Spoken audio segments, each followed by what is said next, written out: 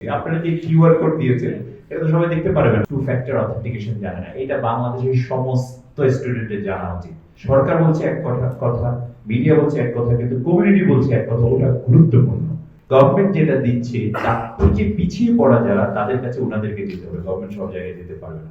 অথবা তার থেকে এগিয়ে থাকা যারা, তাদের কাছে ওনাদেরকে যেতে হবে, কারণ গভর্নমেন্ট সব জায়গায় যেতে পারবে। তবে আজকে যে ফাইন্ডিংস দেখলাম সেখান থেকে আমার পারসেপশন হচ্ছে এটা ধরেন যে একটা স্টুডেন্ট জানে না যে অনলাইনে ক্লাস করা যায়, স্টুডেন্ট জানে না যে ফ্রিল্যান্সিং করা যায়, এটা বাস্তবতা।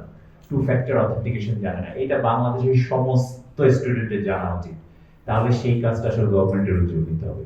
অবশ্যই অন্যদের সহায়তা নিয়ে অন্য যারা আছে সেটা অ্যাপ্রোচ হওয়া যায়। আরেকটা ফাইন্ডিংস থেকে আমি আরেকটা ইন্টারেস্টিং জিনিস বলি যে ধরেন যে এখানে যে ফাইন্ডিংস গুলো এসেছে, একটা জায়গায় এসেছে কমিউনিটি এনগেজমেন্ট বা ইনভলভমেন্ট, কমিউনিটি লিডার্স যারা।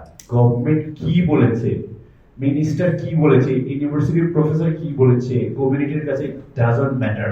ওনার কাছে ম্যাটার হলো পাশের বাড়ির আঙ্কেল কি বলেছে, আন্টি কি বলেছে, আমার এলাকার যে আমার যে গুরুজন মুরব্বী আছে উনি কি বলেছে। আমরা যখন লোকাল এরিয়াগুলোতে যাই ওনারা আলোচনা করে এবং ওনারা সবাই একমত, কোনো দ্বিমত নাই, এটা খারাপ এটা ভালো, ভালো ওদের কোনো দ্বিমত নাই। সরকার বলছে এক কথা, মিডিয়া বলছে এক কথা, কিন্তু কমিউনিটি বলছে এক কথা। ওটা গুরুত্বপূর্ণ। মসজিদের ইমাম সাহেব কি বলেছেন, খুবই গুরুত্বপূর্ণ জিনিসটা।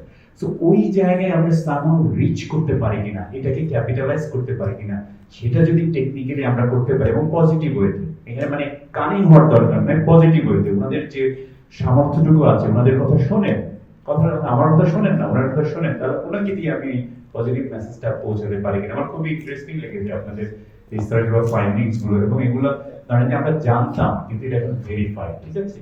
তো এতটুকুই বললাম। আর প্রাইসের যে ব্যাপারটা বললেন, আপনার প্রশ্ন যেটা ছিল যে স্টুডেন্টের জন্য কোনো না কোনো ভাবে ম্যানেজ করে ফেলে। আর সবার যদি বাসায় ফোন থাকে, ধরেন যে আমরা কি করতে পারি, 99% মোবাইল কভারেজ আছে, এবং স্মার্টফোনের দাম যেগুলো নিয়ে কথা বলছি আমরা কমিয়ে যদি হাউস হোল্ডে একটাও দিতে পারি, বাসায় গিয়ে স্টুডেন্ট ওখান থেকে ইউটিউব ভিডিওটা দেখতে পেরেছি। আপনারা যে কিউআর কোড দিয়েছেন এটা তো সবাই দেখতে পারবে না, এটা ডিসক্রিমিনেশন তো এখানে।